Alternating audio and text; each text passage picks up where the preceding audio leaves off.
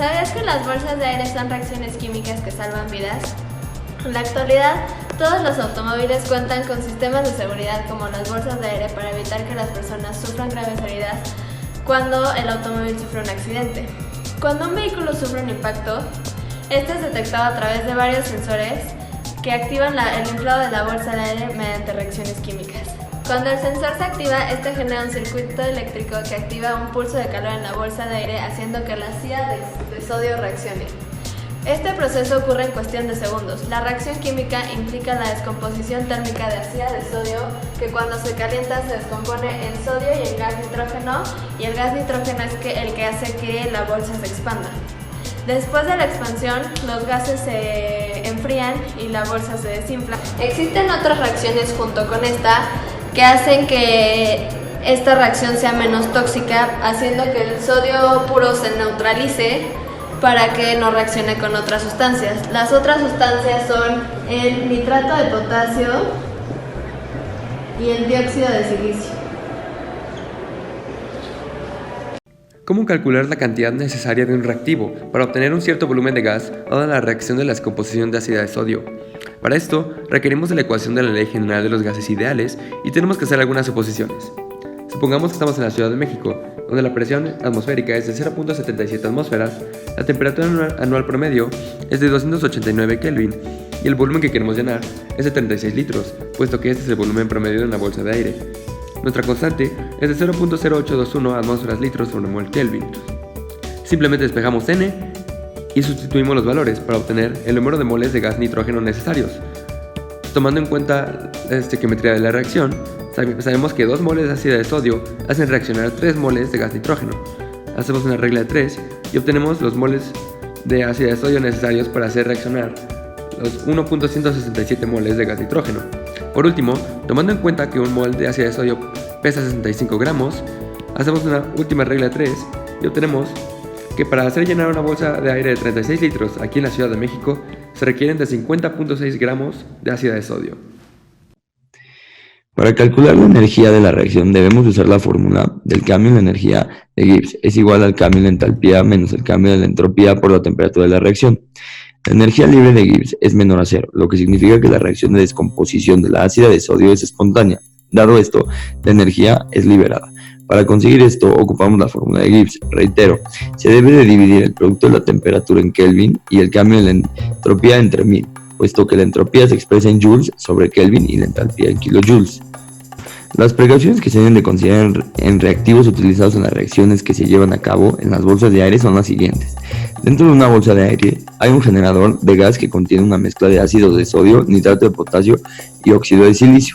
Cuando el automóvil sufre un choque, una serie de 3 reacciones químicas dentro del generador de gas producen un gas dinitrógeno para llenar la bolsa de aire y convertir el ácido de sodio, que es altamente tóxico, en vidrio inofensivo. Una reacción crea la condición de alta temperatura necesaria para que el ácido de sodio se descomponga.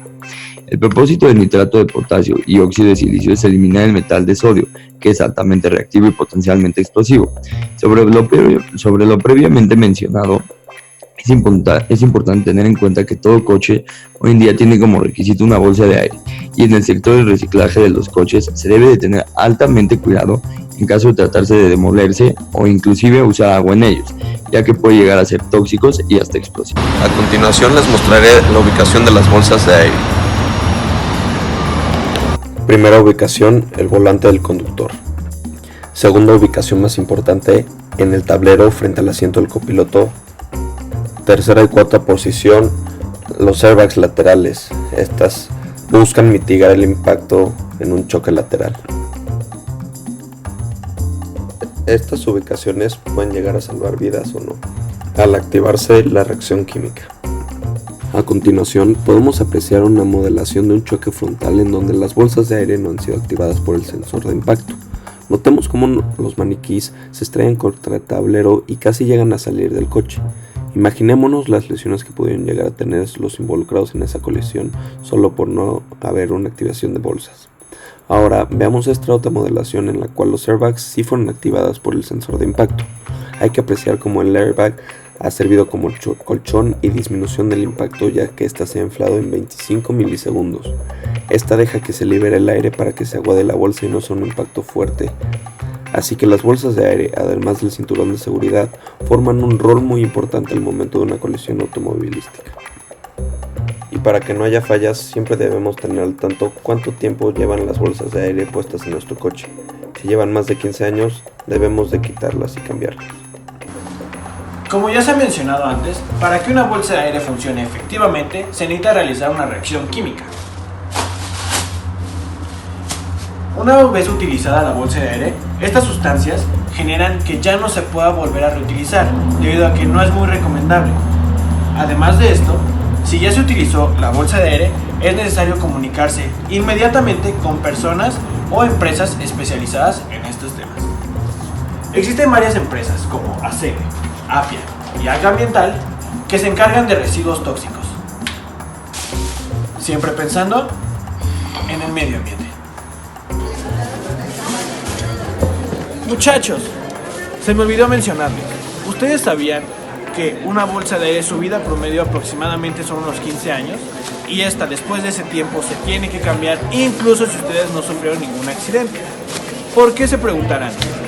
Porque estas bolsas, después de cierto tiempo, ya no funcionan igual. Su funcionamiento no es el mismo, ya están viejas.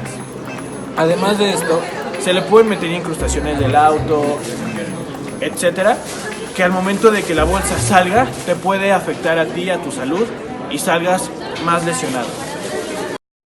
Queramos aceptarlo o no, la química está presente en todos lados. En la comida que ingerimos, en la medicina que tomamos para aliviarnos de una gripe, en la construcción de edificios e incluso en nuestros propios pensamientos. Hasta cierto grado, nuestros pensamientos se rigen por las hormonas que nuestro cerebro produce, a base de químicos. La química estudia la materia en su grado de expresión mínimo, es decir, en partículas subatómicas. Si se conoce el comportamiento de estas, se puede predecir el comportamiento en una escala macroscópica. Es decir, la química, se podría decir, es una de las ciencias más fundamentales que existe. Por ejemplo, si se conocen las interacciones intermoleculares de una sustancia, se puede predecir hasta cierto grado algunas de sus propiedades físicas. Si sabemos que entre las moléculas de agua existen puentes de hidrógeno como interacción intermolecular, podremos saber que el agua tiene una alta capacidad calorífica, puesto que se requiere de mucha energía para hacer que cambie de estado de agregación. O si sabemos que la caseína es una de las proteínas más difíciles de desdoblar, lo pensaremos 2 veces antes de tomarnos ese vaso de leche antes de irnos a dormir.